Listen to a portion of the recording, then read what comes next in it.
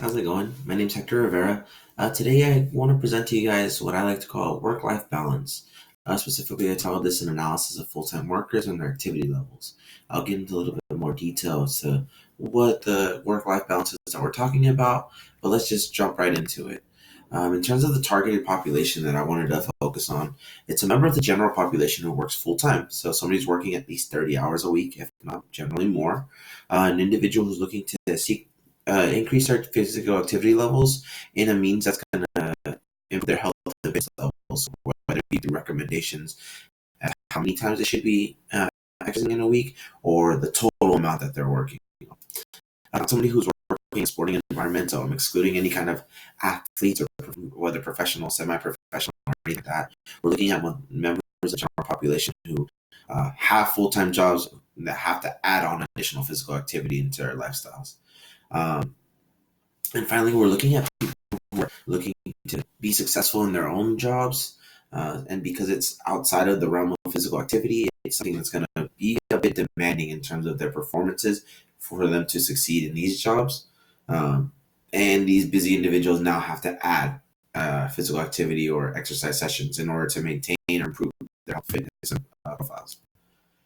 So importance of current research out there. I want to talk about 3 different studies, and I highlight what the studies are here. Mazzola, Moore, and Alexander really talk about how work is keeping us from being healthy. And what it is just the importance of having a good work day or having a good frame of mind coming out of the workplace. Because if you're efficient and you're having successes in terms of planning and efficacy in your movements and your ideas and your execution at work, then you carry that over outside of the workplace. And it shows in anything that you're doing. Specifically, in this example, we're talking about exercising. The alternative, if you're finding counterproductivity in your workplace and in your workday, then you're going to bring that counterproductivity to everything else that you're doing. So you kind of hinder your progresses in terms of your physical activity levels. I want to talk about the influence of family as shown by Ramathan and Crocker. Specifically with this one, it's talking about members of the Indian diaspora and how familial bonds will be able to really what you feel in terms of your own culture, and having those familial bonds throughout your life really build upon what you find is valuable, and it kind of imprints on you what you want to be able to succeed in life and how you define your success. And many times that physical activity is one of the things that gets built into you through a familial sense, so that now you find satisfaction and importance into maintaining your physical activity levels, and you never want to let that drop off. Finally, Moen, Fan, and Kelly talk about team level flexibility and really the work-life balance, and how there's no real distinction between the two. So a bad work experience is going to have lingering effects on what's happening in your psyche. But if you're somebody who's able to control your lifestyle and control your in-work lifestyle and how you're performing at your job, whether that means you have flexibility on when you're performing a task, how long you have to perform the task, or just a real idea behind how can I be my own leader in my workplace, then when you bring that outside of the workplace, you have that same positivity into anything you're doing. So if you feel like you're succeeding by making your own rules in the workplace, you feel you're going to bring that positivity into your exercises and your fitness levels and really trying to improve yourself on the outside. But the same thing happens if it's a bad work experience. You bring that negativity and it's a counterproductive means of continuing your psyche and continuing your plan to execute improving your fitness levels. And that's how we're combining those bits of research into what we wanted to look at in this part of the general population. In terms of external forces that might be affecting the population, physical environments are always going to either help you or hurt you based on where you are. Specifically with proximity, if you're not near somewhere that you feel you can exercise in or you can accomplish your physical activity routines, then you're not going to build any habits and you're not going to reinforce that routine. But if you are near one of those locations, you feel the need and the ease to continue adhering to any kind of exercise profile and exercise program. Social systems of support are going to be there when you want to start something, but also keep you focused and keep your attention in terms of making sure that you're complying with everything that you're seeking to do, especially when starting a health and fitness program. Having that other person there, or that group of people who are pushing you and motivating you and reminding you of the importance as to why you're doing this, will help build the motivation that makes you want to go back to continue these programs. And family, like we talked about with Ramathan's research earlier, it's really building those familial bonds and relieving the stress of feeling like you're not accepted by your family because of a certain level of activity or lack thereof, but really understanding that you can build upon the bonds and the spirituality behind the connections with your family in order to increase those fitness profiles that you're looking to succeed in. And that's what really the way that we can use what we learn about this to help our population grow in terms of reaching the goals and their desired outcomes, making sure that we can find a means of keeping them in a near enough proximity to a fitness center or something that they feel is a location where they can work on those fitness goals, in order to really reinforce the positive habits of starting and continuing an exercise program. On top of that, our social support systems and our social environment, finding like-minded individuals who can support what you're looking to do and really push you forward and remind you of the positive movements that you're making, are going to, again, as I mentioned earlier, increase your motivation in order to stick to those plans and succeed going forward. And finally, the familial bonds, I'll touch on it one more time. You can reduce your anxiety and reduce your strength, and more importantly, lead to more enjoyment in terms of what you're doing by tying in importance of familial bonds and the importance of sticking to increased physical activity, because it's something that was imprinted on you from a young age, and you've seen the importance of it throughout your entire family from the time you're growing up as an infant to your adulthood and everything in between.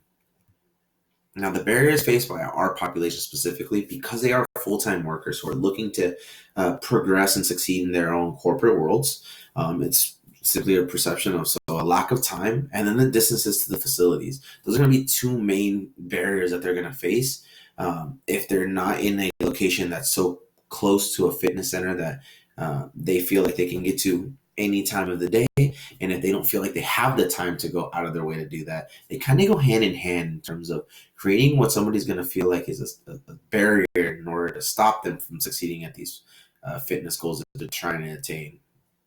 Now, factors that can really affect our population. Goal setting in a career workplace is important, not necessarily obvious, but if somebody's able to create a goal in terms of how they want to proceed in their workplace, we've already started showing a little bit of overlap in terms of the workplace and everything that you do outside of the workplace. So creating a successful, efficient goal in mind in the workplace will build those ideas and build the manner of thinking as to how to be most effective and efficient with your time. Again, a lack of time, but mostly, more importantly, a lack of enjoyment are going to build upon things that are going to affect our population. And then the stresses that happen in the workplace can be maintained outside of the workplace. Just to touch a little bit more on that, with an overlap in your lifestyle between your work and your goals to be physically fit, it's really important to identify how you see yourself in the workplace. Creating that importance of the self and creating your specific understanding of your importance in your workplace allows you to create that same kind of importance on any kind of task that you're looking to do outside of that. Specifically here, we're talking about all kind of goal setting for exercise and fitness. It's expanded from Greco and Kramer's work, just based on how somebody can create a value of themselves in the workplace and then see how they're able to progress in terms of the goals that they set within their own four walls of their career and their corporations. When in terms of a lack of time, it's really important to not only be in a close proximity, like we mentioned before, but find little changes that somebody can make that's not going to be so overbearing in their schedule that they feel like they can't actually do. If it's something that, if we're too far away from a fitness center, that doesn't mean that we can't make small changes within our day-to-day lives in order to overcome that lack of time. Whether it means going up a flight of stairs instead of taking an elevator, or getting up every few minutes when you're at a desk job uh, finding those little changes over time will add up to being more physically fit.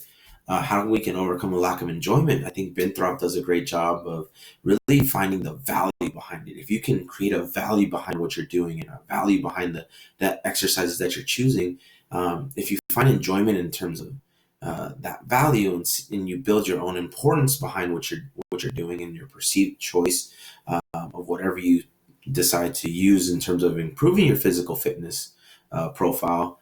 Once you have that value behind it, you're going to be a lot more excited to do it because it's your choice and it's what you find important to yourself.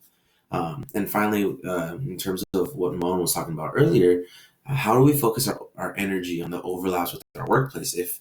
How do we make sure that we're having good work days so that our nights away from work or our time away from work can be used most efficiently? And that's going to be really making sure that we're effective and efficient and goal oriented in our workplace in order for us to have that same kind of energy coming out of it.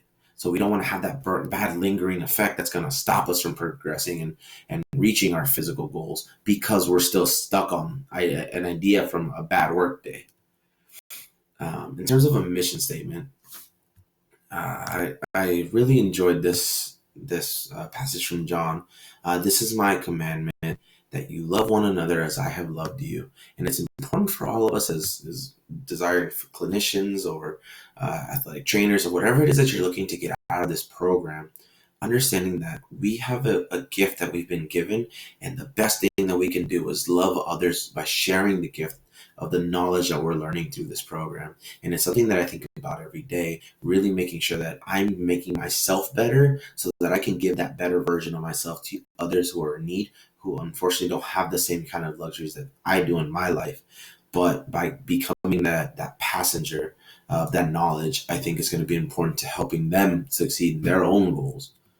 Uh, and then finally, something that I learned in this class is really just the perception of barriers to physical activity. And it's how can we overcome things that um, are common in a lot of different aspects and different environments, and to see that there's a lot of successful techniques that we can use, whether it's maintaining a closer proximity to a fitness center or finding little changes like we've talked about in this presentation, or really understanding what's holding somebody back and making sure that we're taking that next step other than I can't do it or I'm tired or I don't have the time, but making sure we're following up with additional questions to see what's the real thing that's holding somebody from achieving those goals that they want to achieve. There's successful techniques in order to overcome them, and I think that by seeing a plethora of these options presented to us in the class and our coursework and just in research that's available, I think it's exciting to see how we can really have something to motivate people from the time that we start working with them in terms of reaching their physical goals.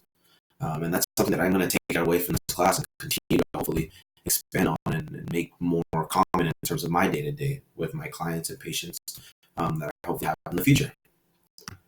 So that's the presentation. If anybody has any additional questions, please feel free to reach out. I'm more than happy to help out, and hopefully we can all succeed in making sure that we're busy professionals and still, gaining all of our fitness goals together.